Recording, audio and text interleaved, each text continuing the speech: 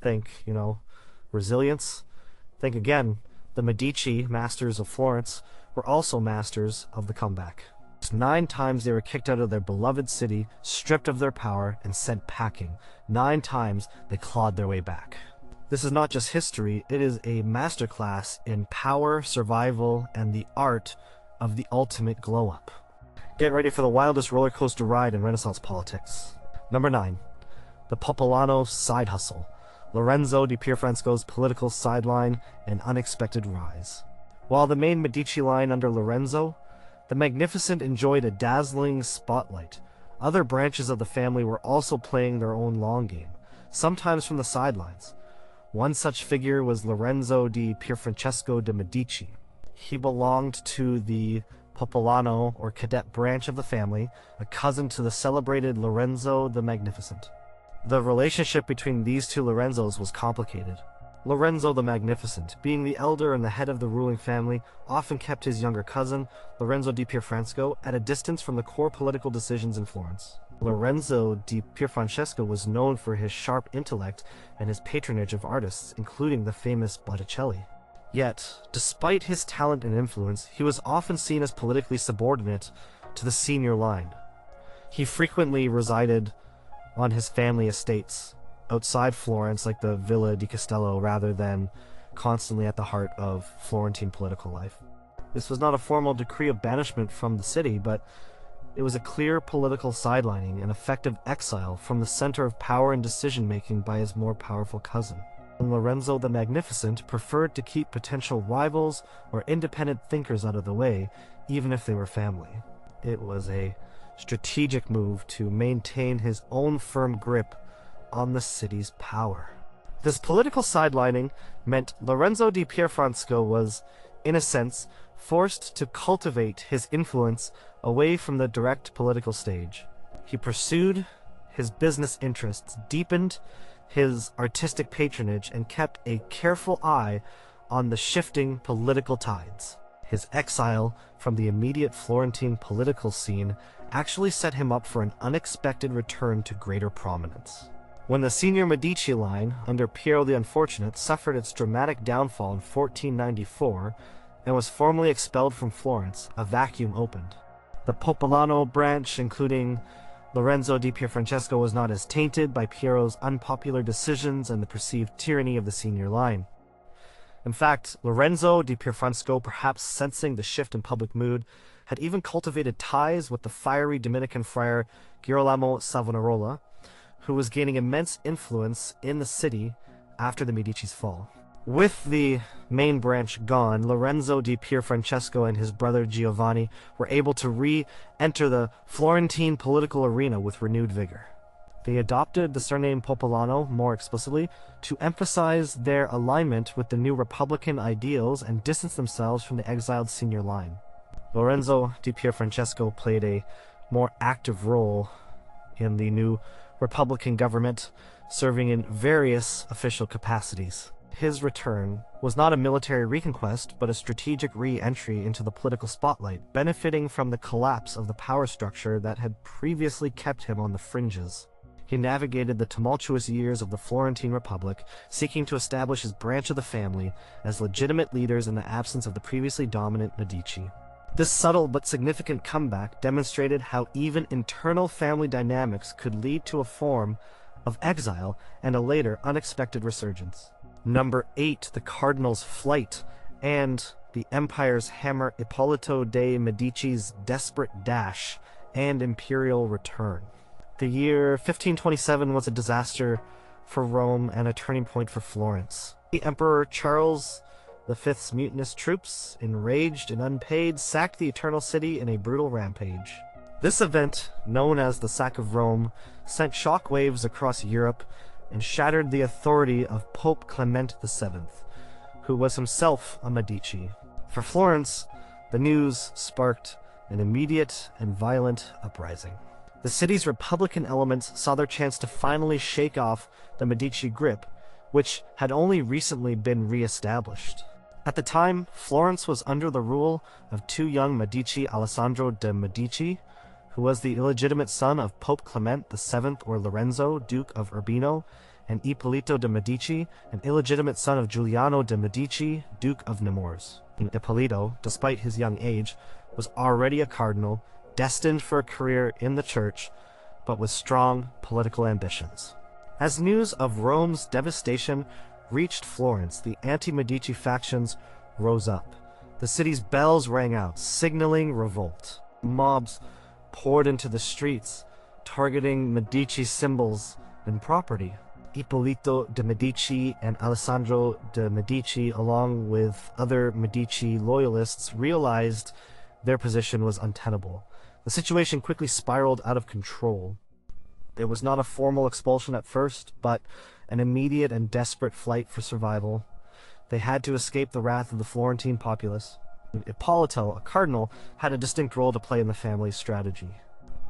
They fled from the Palazzo Medici, seeking refuge in the Medici fortress of Castel Sant'Angelo. However, even this stronghold proved precarious. The city was a cauldron of Republican fervor. The Medici understood they could not hold the city. They were forced to negotiate their departure, effectively expelled from Florence by the popular uprising. Ippolito, along with Alessandro and other family members, left the city in May 1527, marking another period of Medici exile. This exile for Ippolito and Alessandro was not a quiet retreat.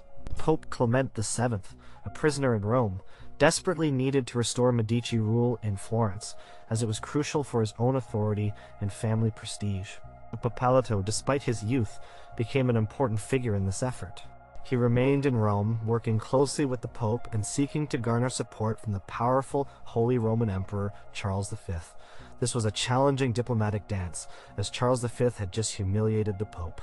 The return for Ippolito and the Medici was orchestrated through a brutal military campaign. Pope Clement VII, once free from imperial captivity, allied himself with Emperor Charles V in the Treaty of Barcelona in 1529. One of the key provisions of this treaty was the restoration of Medici rule in Florence. The emperor agreed to send his powerful army to besiege the city. This was not a popular uprising recalling the Medici, but a forced re-entry backed by overwhelming military might. Ippolito, while not leading the army, was present during the long and brutal siege of Florence, which lasted from October 1529 to August 1530. The Florentine Republic, led by figures like Francesco Ferrucci, fought valiantly, but they were no match for the imperial forces. The city was starved into submission. When Florence finally surrendered in August 1530, the Medici, including Ippolito and Alessandro, made their formal return. Ippolito then served as a key advisor to Alessandro de Medici, who was installed as the first Duke of Florence, marking the end of the Florentine Republic and the beginning of the Medici Duchy. Ippolito's desperate flight had ended in a triumphant, albeit militarily enforced, return to power. Number 7. The Duke's daring escape, an imperial decree, Alessandro de Medici's flight from Florence and Charles V's iron hand. Alessandro de Medici, a young and often controversial figure, was intended by Pope Clement VII to be the future ruler of Florence. His position in the city, alongside his cousin Ippolito, was precarious even before the fateful events of 1527. The city had a strong Republican tradition, and many Florentines resented the Medici's growing power, especially after the relatively recent return of the family in 1512. The sack of Rome in May 1527, which crippled Pope Clement VII's power, ignited the dormant Republican spirit in Florence. The news of the Pope's humiliation and capture by imperial forces sparked immediate unrest. On May 17, 1527, the Florentine populace rose up. Mobs stormed the Palazzo Medici, demanding the expulsion of the family. Alessandro, young and inexperienced, found himself at the epicenter of this sudden and violent revolt. There was no time for negotiation or formal decrees. The choice was simple: flee or face the wrath of the angry crowd. Alessandro, along with Ippolito and the few remaining Medici loyalists, made a hasty and desperate escape from the Palazzo Medici. They sought temporary refuge in the San Lorenzo fortress. However, the Republican forces quickly gained control of the city. Their position was untenable. The Medici were forced to abandon Florence. This marked Alessandro's exile from the city he was meant to rule. He left Florence in May 1527. and the Florentine Republic was re-established, celebrating its renewed freedom from Medici dominance. This was a profound personal defeat for Alessandro and a significant setback for the Medici family's ambitions. Alessandro spent his exile in close proximity to Pope Clement VII, who was now free from imperial captivity but still deeply reliant on Emperor Charles V. Alessandro's return to Florence was not a matter of popular appeal or Florentine invitation. It was a direct consequence of a powerful geopolitical alliance. Pope Clement VII, desperate to re-establish his family's authority in Florence, entered into the Treaty of Barcelona with Emperor Charles V in 1529. This treaty secured the emperor's military support for the restoration of Medici rule in Florence in exchange for papal concessions. The path back to Florence for Alessandro was paved with the blood and suffering of the Florentine people. Emperor Charles V dispatched a formidable imperial army to besiege the city. The siege of Florence was a brutal and prolonged affair, lasting nearly 10 months. The Florentine Republic, under the leadership of figures like Francesco Ferrucci, put up a fierce resistance, but they were ultimately overwhelmed by the superior numbers and resources of the imperial forces. In August 1530, the starving and battered city of Florence finally surrendered. Alessandro de Medici entered Florence not as a beloved leader, but as a ruler imposed by foreign arms. His return was a clear demonstration of imperial power. In 1532, with the full backing of the emperor, Alessandro was formally installed as the first hereditary Duke of Florence, marking the transformation of the Florentine Republic into a hereditary principality. This was the definitive and often brutal end of the Florentine Republic and the beginning of the Medici Grand Duchy, a system of rule that lasted for centuries. Alessandro's dramatic flight had ended in a forced but ultimately successful imperial-backed return to absolute power. Number 6, From Exile to Papal Throne, Giulio de Medici's epic climb, and the 1512 comeback. Giulio de Medici's journey from exile to the pinnacle of Catholic power is a story of remarkable ambition and political skill. Born illegitimately to Giuliano de Medici, who was murdered in the Pazzi conspiracy of 1478, Giulio was adopted and raised by his uncle, Lorenzo the Magnificent. This placed him firmly within the senior Medici line, but also subjected him to the family's turbulent fortunes. When Piero the Unfortunate, the head of the Medici family, was expelled from Florence in 1494 after his disastrous dealings with King Charles VIII of France, Giulio was swept along with the general Medici exile. He, along with his cousins Giovanni, the future Pope Leo X, and Giuliano, the future Duke of Nemours, found himself without a home in the city they had once ruled. This period, lasting nearly 2 decades, was a crucial training ground for Giulio. He sought refuge in Rome, a center of political intrigue and ecclesiastical power. During his exile, Giulio dedicated himself to a career in the church. He quickly distinguished himself through his intelligence, administrative abilities, and political acumen.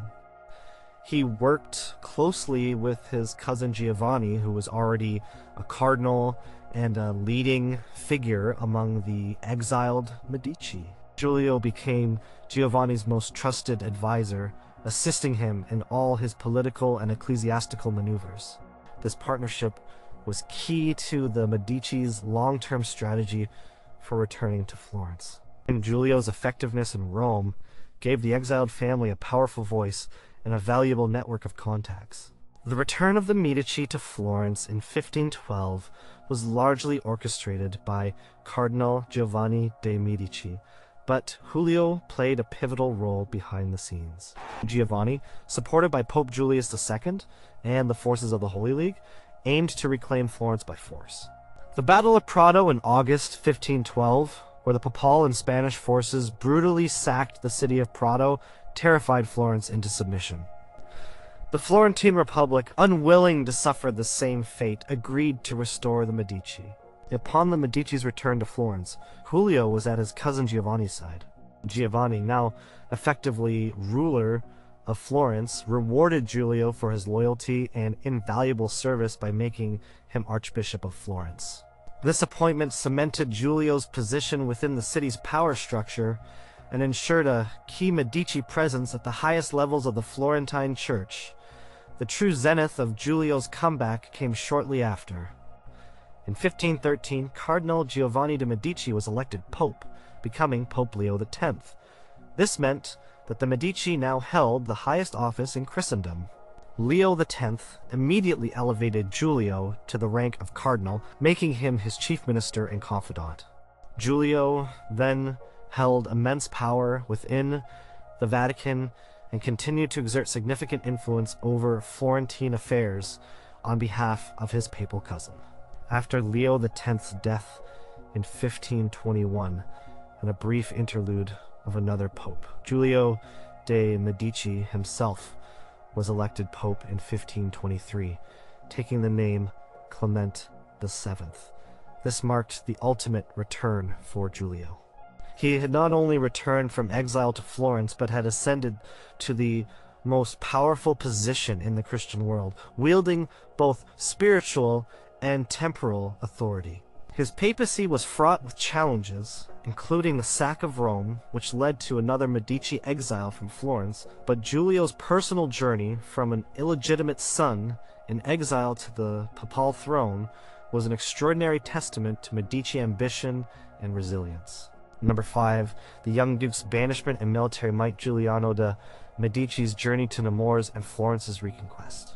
Giuliano de Medici, a younger brother of Piero the Unfortunate and Giovanni the Future, Pope Leo X, was a cultured and artistic soul, a true son of Lorenzo the Magnificent. Like his brothers, Giuliano's life was dramatically reshaped by the events of 1494. When King Charles VIII of France marched into Italy, demanding passage through Florence, Piero the Unfortunate made disastrous concessions that infuriated the Florentine people. The city rose in revolt, and Piero was forced to flee. Giuliano, as a prominent member of the ruling family, also faced immediate danger.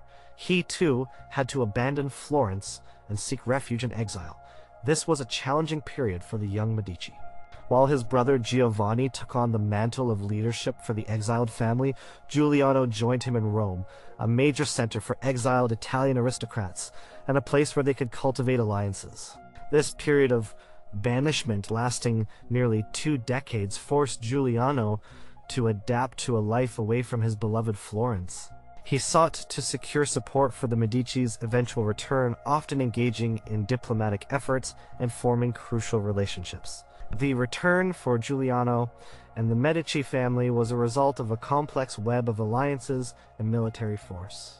Pope Julius II, a fierce opponent of France and a supporter of the Medici, formed the Holy League with Spain and other European powers.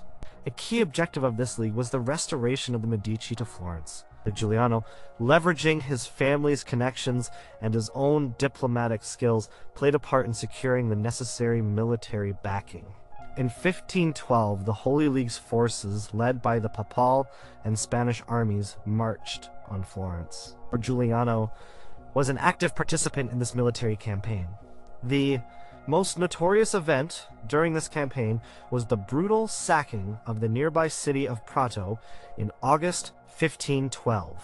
The ferocity of the attack, which resulted in widespread death and destruction, sent a clear message to Florence. Faced with the prospect of a similar fate, the Florentine Republic, deeply divided and unable to resist, surrendered and agreed to recall the Medici. Giuliano made his triumphant return to Florence alongside his brother, Cardinal Giovanni, in September 1512. This was a moment of immense victory for the exiled family. Giuliano initially became the de facto ruler of Florence, holding a prominent position as the city's leader. His rule was characterized by a more lenient approach compared to his brother Giovanni, who was more politically astute and focused on solidifying Medici power. Giuliano's direct rule in Florence was relatively short-lived.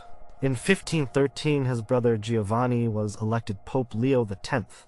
This elevation of a Medici to the papal throne further cemented the family's power and influence. Leo X had grand ambitions for his family members. In 1515, Giuliano married Filiberte of Savoy and was granted the title of Duke of Nemours by King Francis I of France, a strategic alliance that tied the Medici closer to the French crown. This new title meant Giuliano spent more time in France, but his influence in Florence remained through his brother, the Pope. Though he later died in 1516, his return from exile and his role in the 1512 restoration were pivotal to the Medici's re-establishment of power in Florence. Number 4. The Cardinal's vengeance, Giovanni de Medici's long exile, papal election, and the 1512 restoration. Giovanni de Medici, the second son of Lorenzo the Magnificent, was a cardinal at the young age of 13. He was destined for a life of power and influence, but his early career was abruptly derailed in 1494. His older brother, Piero the Unfortunate, then head of the family, made a series of disastrous concessions to King Charles VIII of France, who was invading Italy. These unpopular decisions, combined with long-simmering resentment against Medici dominance, sparked a furious uprising in Florence. On November 9, 1494, the Florentine people, led by zealous Republican factions and the charismatic friar Girolamo Savonarola, expelled the Medici. Giovanni, along with his brothers Piero and Giuliano, was forced to flee the city that his family had informally ruled for decades. This marked the beginning of a long and difficult exile, a period of almost 2 decades during which Giovanni was a cardinal without a home in his native city. Giovanni's exile was not a quiet retreat. He traveled extensively across Europe, visiting Germany, France, and the Netherlands. He learned about different political systems, cultivated crucial contacts, and deepened his understanding of international affairs. This period of forced travel proved invaluable, shaping his political acumen and expanding his network. He even faced capture by the French during the wars in Italy, but famously managed to escape. His time in exile was a masterclass in resilience and strategic networking. While in exile, Giovanni remained committed to the Medici's return to Florence. He worked tirelessly to rally support for his family, using his considerable diplomatic skills and his connections within the church. He cultivated relationships with powerful figures, including the formidable Pope Julius II, known as the Warrior Pope, who became a key ally. Julius II was eager to curb French influence in Italy and saw the Medici as potential partners in his broader political aims. The opportunity for a return presented itself in 1511 when Pope Julius II formed the Holy League, an alliance primarily aimed at driving the French out of Italy. A crucial component of this league's agenda was the restoration of the Medici to Florence, who were seen as reliable allies against the French. Cardinal Giovanni de Medici was appointed papal legate and entrusted with commanding the League's forces alongside Spanish troops. In August 1512, the League's army marched on Florence. They encountered resistance at Prato, a city just outside Florence. The resulting Battle of Prato was not really a battle, but a brutal, indiscriminate sacking of the city by the papal and Spanish forces. Thousands were killed, and the city was devastated.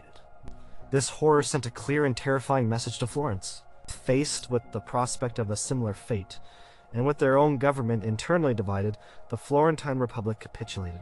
On September 14, 1512, Giovanni de Medici made his triumphant return to Florence, not as a humble cardinal, but as the victor, backed by overwhelming military power. His exile had ended in a spectacular and bloody restoration of his family's authority. He quickly consolidated Medici power in Florence. A few months later, in March 1513, an even more incredible event occurred. Giovanni de Medici was elected pope, taking the name Leo X.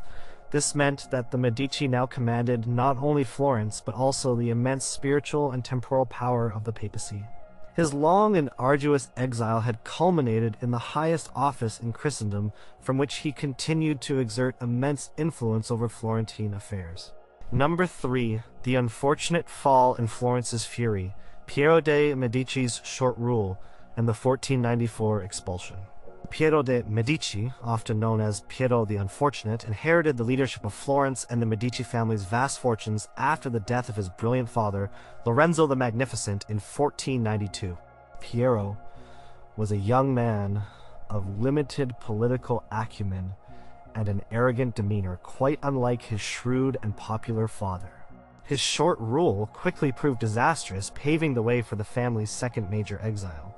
The political climate in Italy was shifting dramatically. In 1494, King Charles VIII of France launched an invasion of Italy, aiming to claim the Kingdom of Naples. His army marched directly towards Tuscany, demanding passage through Florence. Piero, in a move that would seal his family's fate, rode out to meet Charles VIII at Sarzana without consulting the Florentine Signoria, the governing council. In a desperate attempt to appease the powerful French king, Piero made sweeping concessions. He agreed to surrender several key Florentine fortresses, including Livorno and Pisa, and allow the French army to pass through Florence unhindered. When news of these concessions reached Florence, the city exploded in outrage. The Florentines, proud of their independence and republican ideals, viewed Piero's actions as a humiliating betrayal. The loss of Pisa, a city Florence had fought for decades to control, was particularly infuriating. The atmosphere in Florence became a cauldron of republican fervor, fueled by the fiery sermons of the Dominican friar Girolamo Savonarola, who preached against the Medici's perceived corruption and moral decay. On November 9, 1494, the Florentine people rose up in open revolt. The Signoria, sensing the overwhelming public sentiment and fearing a violent uprising, issued a decree formally expelling Piero de Medici and his family from Florence. Piero, realizing the extreme danger he was in, made a hasty escape. He tried to rally support and lead a counterattack, but it was too late. He fled Florence with his brothers Giovanni and Giuliano and the rest of the senior Medici family. This marked the end of the first period of Medici informal rule, which had lasted for 60 years since Cosimo the Elder's return. Piero the Unfortunate spent the rest of his life in exile, moving between various Italian courts, constantly trying to regain his family's position in Florence through military means or diplomatic maneuver. He never returned to Florence. His attempts were often ill-fated. He died in 1503, drowning in the Garigliano River after a battle, having failed to secure his family's return. The return of the Medici to Florence after this exile was not achieved by Piero, but by his younger brothers, particularly Cardinal Giovanni de Medici. The nearly 2 decades of Medici exile created a period of intense political instability and republican experimentation in Florence, often dominated by Savonarola's strict moral reforms, followed by more conventional republican governments. However, the vacuum of power left by the Medici was difficult to fill definitively. External powers, especially the papacy and Spain, eventually grew weary of the Florentine Republic's independent stance and saw an opportunity to use the Medici as a tool to advance their own interests. The groundwork for the Medici's 1512 return was laid by the shrewd political maneuvering of Cardinal Giovanni de Medici and the military might of the Holy League. It was a long and arduous process, culminating in a military intervention that finally brought the Medici back, not through popular acclamation, but through force and the terror of the sack of Prato. Piero the Unfortunate had lost Florence, and it took his more capable brothers years of struggle to reclaim it. Number 2, the banker's banishment and the city's plea, Cosimo de Medici's exile and the power of gold. Cosimo de Medici, later known as Cosimo the Elder, or Pater Patriae, Father of the Fatherland, was a wealthy banker and a master political strategist. By the early 15th century, his family's immense wealth and extensive network of clients and supporters had made them the most influential force in Florence, even though Florence was officially a republic. Cosimo held no formal office, but his power was undeniable. This informal dominance, however, bred resentment among rival families, particularly the Albizzi. In 1433, the Albizzi family, led by Rinaldo degli Albizzi, launched a cunning plot to remove Cosimo. They manipulated the elections to the Signoria, the city's governing council, ensuring that their allies held key positions. Once in power, the Signoria, under the influence of the Albizzi, issued a decree ordering Cosimo's arrest. Cosimo was seized and imprisoned in the Palazzo della Signoria, where he was held in the Albergatino, a small cell at the top of the tower. Cosimo feared for his life, believing he would be executed. However, through a combination of his vast wealth and the subtle influence of his supporters, he managed to bribe his jailers and secure a more lenient sentence. Instead of execution, he was sentenced to exile from Florence for 10 years. His brother Lorenzo and other key Medici supporters also faced banishment. Cosimo left Florence in October 1433, traveling first to Padua and then settling in Venice. His exile was intended to break his power, but it had the opposite effect. Cosimo, even in exile, maintained his vast banking operations and his extensive network of contacts. He used his wealth and influence to support other exiled Florentine families who were sympathetic to the Medici. More importantly, Florence itself began to suffer without Cosimo's guiding hand. The Albizzi regime, lacking Cosimo's financial acumen and broad popular support, struggled to manage the city's economy and foreign policy. Trade declined and political instability increased. The city faced economic hardship and internal divisions.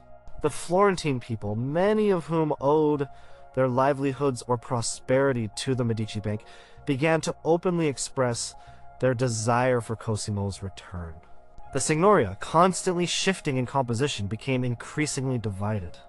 A new Signoria was elected in September 1434, filled with individuals secretly or openly loyal to Cosimo. This new government acted swiftly. They reversed the decree of exile against Cosimo and his supporters, effectively recalling him to Florence. Cosimo's return was a triumphant affair. He re-entered Florence in October 1434, exactly 1 year after his exile, to a hero's welcome. The streets were filled with cheering crowds and church bells rang out to celebrate his homecoming. The Albizzi and their allies, now on the losing side, were in turn exiled, marking the definitive end of their challenge to Medici power. Cosimo's return cemented the Medici's informal but absolute rule over Florence. He never sought official titles, preferring to pull the strings from behind the scenes, earning him the title Pater Patriae. His exile and triumphant return demonstrated the immense power of his wealth, his political network, and the profound hold his family had on the city's economic and political life. This episode marked the beginning of a golden age for Florence under Medici patronage, a period of unprecedented artistic and cultural flourishing. Number 1, the elder statesman's forced retreat and Florence's shifting sands, Salvestro de Medici, and the aftermath of the Ciompi revolt, 1382. Long before Cosimo the Elder rose to power, the Medici family was a prominent but not yet dominant force in Florence. In the late 14th century, Florence was a turbulent republic, often torn by internal class struggles and factionalism. One of the most significant and dramatic events of this period was the Ciompi Revolt of 1378, a rebellion of the disenfranchised wool workers, the Ciompi. Among the prominent Florentine citizens who initially sided with the Ciompi, or at least appeared to, was Salvestro de Medici.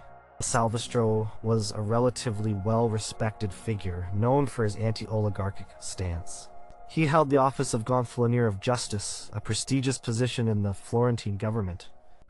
During the Ciompi Revolt, he advocated for reforms that would give more power to the lower classes and break the monopoly of the old aristocratic families. His actions initially earned him popularity among the common people. However, the revolt quickly spiraled out of control, leading to widespread chaos and radical demands that frightened even some of Salvestro's allies. Once the initial wave of the revolt subsided and the more radical elements were suppressed, a backlash began against those who had supported or appeared to support the Ciompi. The conservative elements of Florentine society, composed of the established guilds and the old noble families, reasserted their control. They viewed figures like Salvestro de Medici as dangerous agitators who had threatened the stability of the Republic. As a consequence of this backlash, Salvestro de Medici was formally exiled from Florence in 1382 by the newly empowered conservative government. This was a forced removal from his home city, a clear punishment for his perceived role in the social unrest and his challenge to the traditional order. He was stripped of his political influence and forced to live outside the city walls. Unlike many of his later family members, Salvestro de Medici never personally returned to Florence from his exile. He died in 1388, still banished from his native city. His personal story ends in exile. However, the return in this instance speaks to the remarkable resilience and long-term strategy of the Medici family as a whole. Despite Salvestro's individual fate, the Medici family did not disappear from Florentine politics or economic life. They maintained their vast banking network, which continued to grow and spread its influence across Europe. Over the next few decades, while maintaining a lower political profile, the family steadily accumulated even greater wealth and expanded their web of connections. They carefully rebuilt their reputation, often through subtle means, focusing on business and alliances. They cultivated their image as benefactors and astute financiers, rather than direct political challengers. This patient, strategic groundwork, laid over decades by Salvestro's descendants, including Giovanni di Bicci de Medici, allowed the family to slowly regain and then surpass their previous influence. It culminated in the rise of Cosimo de Medici, who would eventually lead the family to de facto rule Florence. So, while Salvestro himself never stepped foot in Florence again, his exile and the subsequent calculated actions of his family members led to the Medici's long-term return to a position of unrivaled power, transforming them from a prominent banking family into the unofficial rulers of Florence. It was a generational comeback, a testament to the family's deep roots and enduring ambition.